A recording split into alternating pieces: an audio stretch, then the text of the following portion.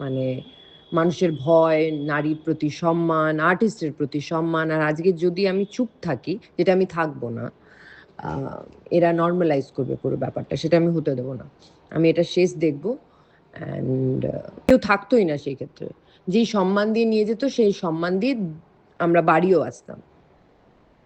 আর মেয়ে যখন স্টেজ করতে যায়, আর সেই ক্ষেত্রে যে কোনো আর্টিস্ট, আমার মনে হয় আজকাল লোকে ভাবা শুরু করেছে যে ওনারা তাদের প্রপার্টি হয়ে যায়। চক্রবর্তী উনি ঢুকেছেন হচ্ছে এখান থেকে গ্রামে কেউ ঘুমিয়ে যাচ্ছে, কেউ ফাঁকা হয়ে যাচ্ছে, সবাই আশা করে দেখতে এসছে মিমি চক্রবর্তীর। উনি ঢুকেছে হচ্ছে 12:15, পাক্কা 12:15।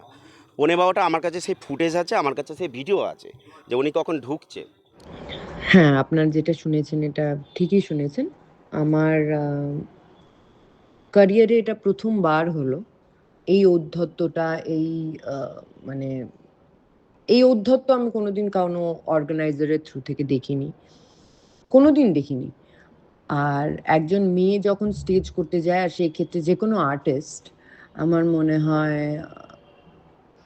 আজকাল লোকে ভাবা শুরু করেছে যে ওনারা তাদের প্রপার্টি হয়ে যায়।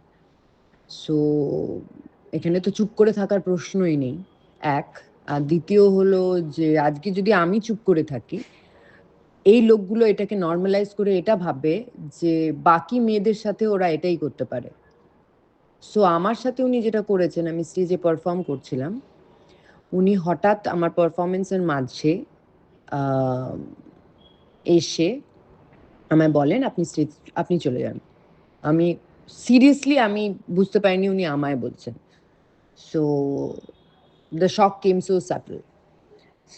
তারপর আমি বললাম, আমি কিচ্ছু বলিনি, আমি ওনার দিকে তাকালাম, উনি বললেন হ্যাঁ আপনি চলে যান, নেমে যান স্টেজ থেকে। আমি কিচ্ছু বললাম না, আমি গুড নাইট বলে নেমে চলে এলাম। It was in the middle of my performance, আর মিডল না, মানে জাস্ট শুরু করেছি আমি পারফরমেন্স। আর ওখান থেকে আমি বেরিয়ে থানার আইসিকে ফোন করি।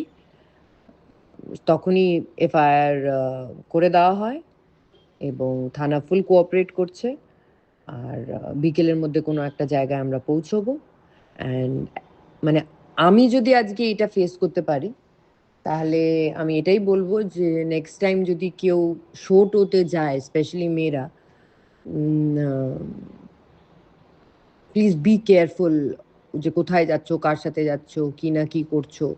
মানে আমরা তো আগে স্টেজ করতাম, তখন একটা হয়তো ড্রাইভার বডিগার্ড থাকতো, বা কেউ থাকতোই না সেই ক্ষেত্রে। যেই সম্মান দিয়ে নিয়ে যেত সেই সম্মান দিয়ে আমরা বাড়িও আসতাম।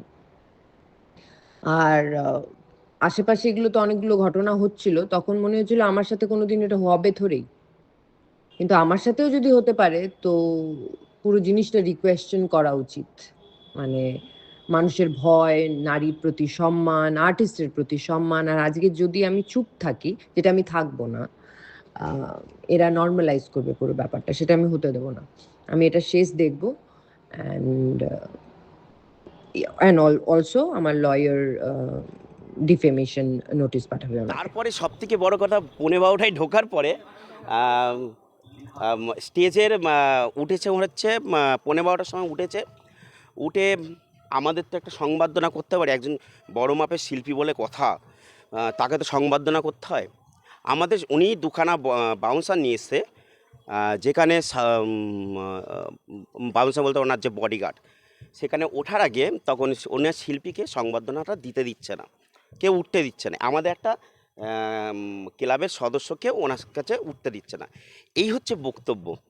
তা তখন আমি বললাম কি, দেখুন এইটা হচ্ছে গ্রাম, আমার এখানে পুলিশ পারমিশন, বনগাঁ থানায় আমি পারমিশন করেছিলাম 12টা পর্যন্ত, আমার কাছে লিখিত ডকুমেন্ট আছে। 12টা পর্যন্ত ছিল, ঠিক 12টা 2-এ আমি স্টেজে উঠি। স্টেজে উঠে আমি বলেছি সবাইকে, হাত জোর করে বলেছি, আপনারা মিমি চক্রবর্তীকে দেখেছেন, কিন্তু মিমি চক্রবর্তীর অনুষ্ঠান এখানেই শেষ করা হচ্ছে। তখন আমি মিমি চক্রবর্তীর যে বাউন্সার আছে, আপনারা যারা বডিগার্ড আছেন তারা আপনি ওনাকে নামিয়ে নিয়ে যান। কারণ 12টার পরে আমাকে তখন যদি থানার থেকে আসে, থানার থেকে এসে যদি কোনো গণ্ডগোল করে বা থানার থেকে এসে যদি কোনো কমপ্লেন করে, আমরা তো সেটা সহ্য করব না। আমরা 12টা 10-এর মধ্যে প্রোগ্রাম সব বন্ধ করে দিয়েছি।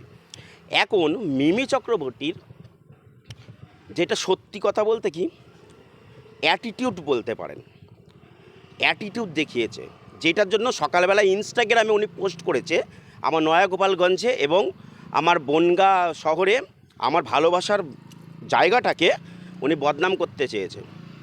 এবং উনি বলছে পোস্টে লিখেছে যে এইটা যদি আজকে পোস্ট না করি আগামীকাল আমার সাথে এই হতে পারে। কিন্তু আমি তো উনি হয়তো জানে না যে আমিও আজকে ভিডিও ছাড়বো এবং এখনই পোস্ট করব এবং ওনাকেই ট্যাগ করব এবং আরও 5টা চ্যানেলে দেব যে উনি কটার সময় এখানে উঠেছে আর ওনাকে আমি কতটা সম্মানের সাথে সংবর্ধনা দিয়ে আমি বলেছি যে আপনার এখানে মিমি চক্রবর্তী টাইম ওভার হয়ে গেছে, আপনি ওনাকে কিছু বলিনি, আমি ওনার বাউন্সার দিয়ে বলেছি, ওনার সাথে আমি কথা পর্যন্ত বলিনি, মিমি চক্রবর্তী বলিনি। উনি বনগাঁ থানায় একটা জিটি করেছিল, যেখান থেকে আমাকে বড়বাবু সকালবেলা ফোন করেছিল। আমি বড়বাবুকে বললাম আমার কাছে সব প্রমাণপত্র আছে এবং বড়বাবু বলেছে যে আপনার কাছে সব প্রমাণপত্র আছে তো, তা বলছে হ্যাঁ। এবার ঘটনা হচ্ছে উনি ইনস্টাগ্রামে বলেছে যে ওখানে যত দর্শক ছিল সবাই অসন্তুষ্ট হয়েছে। কেউ আছে, আমি বলছি এখানে অনেক দর্শক আছে, সবার কাছে শুনে নিন যে কারো অসন্তুষ্ট হয়েছে কিনা। কারণ আমার এখানে একটা শৃঙ্খলা আছে, আমার এই পাড়ায় কেউ মদো মাতাল নয়, আমার এই পাড়ায় রাত্রি 12টা 1টার পরে কেউ ঘুরে বেড়ায় না, আমার এখানে পাড়ায় সব সিসিটিভি ক্যামেরা আছে, এখানে ঘুরে বেড়ায় না বলে কিছুদিন আগে চুরি পর্যন্ত হচ্ছে। আমাদের শৃঙ্খলা মানতে পারি না, আমরা যদি শিক্ষিত সমাজে বাস করি আমরা শৃঙ্খলা ওভার করতে পারি না, আমরা ঠিক টাইম বাই টাইম আমাদের শোটা করতে হবে, তাই তো। তাই একটা বড় মাপের সেলিব্রিটি বলে কথা, তাকে তো আমরা সংবর্ধনা করবই, আপনাদের মতে কী বলে সংবর্ধনা করবই, সেই সংবর্ধনাটুকু করতে ওনাকে সুযোগ দেওয়া হয়নি। তাহলে সবথেকে বড় কথা আমি বলছি, উনি যে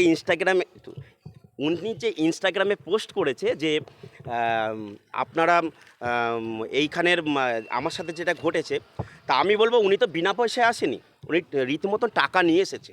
ওনাকে সেলিব্রিটি হিসাবে আমি একটা মোটা অঙ্কের টাকা দেওয়া হয়েছে এবং টাকা নিয়ে সে এরকম অ্যাটিটিউড দেখাতে পারে না, সে দেখায় না। আমি বলছি না মিমি চক্রবর্তী তো আর বলছেন আমি অ্যাটিটিউড দেখাচ্ছি। মিমি চক্রবর্তী যাদেরকে নিয়ে এসছে ঘেঁচতে পর্যন্ত দিচ্ছে না, যারা ফটো তুলছে তাদেরকেও সাইড দিয়ে ফটো তুলছে তাদেরকেও হাত সরিয়ে দিচ্ছে।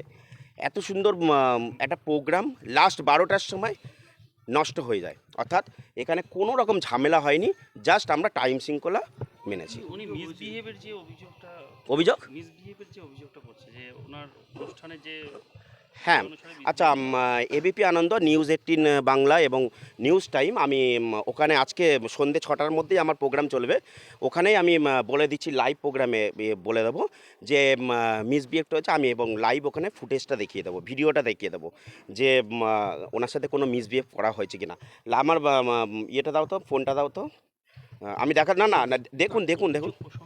হ্যাঁ, অভিযোগ প্রসঙ্গে একটা কথাই বলবো, মিথ্যে অপবাদ দিয়ে কোনো সেলিব্রিটি হওয়া যায় না, সেলিব্রিটিকে মানুষ তৈরি করে এবং সেলিব্রিটি যদি কোনো সাধারণ মানুষকে অপমানজনক ব্যাপার করে সেটা তো মানুষ মেনে নেবে না। অর্থাৎ আমরা এখান থেকে ওনাকে যথেষ্ট সম্মানের সাথে আমরা টাইম মেনটেন করে ওনার গার্ডকে বলেছি যে 12টা ওভার হয়ে গেছে, পুলিশের পারমিশন নেই তো, এবার তাহলে ওনার প্রোগ্রাম শেষ করতে হবে। এইটা মিথ্যা অভিযোগ এবং উনি ইনস্টাগ্রামে যেটা পোস্টটা করেছে উনি ভুল করেছে, কারণ ইনস্টাগ্রাম পোস্টের জন্য আমরা হয়তো আরও পোস্ট করব এই হিসেবে। আমার নাম হচ্ছে শ্রী তনয়, আমি সোশ্যাল মিডিয়ায় অ্যাক্টিভ আছি এবং সমস্ত টিভি মিডিয়াতেও অ্যাক্টিভ আছি। আমার ক্লাবই তো, আমার ক্লাবের সব, আমি উপদেষ্টা এদের, আর এরা আমার সব সদস্য।